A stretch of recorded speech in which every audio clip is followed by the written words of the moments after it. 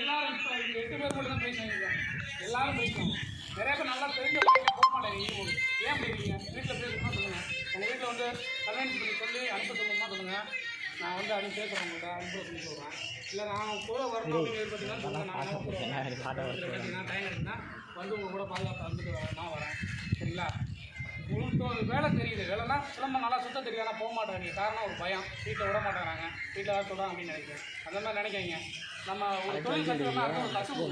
அதில் தான் அந்த தொழிலோட வளர்ச்சி எல்லாமே எதுவுமே கற்றுக்கிட்ட நம்ம பாட்டு அது தெரியாது. அடுத்த தலைமுறை கொண்டுட்டு போக முடியாது.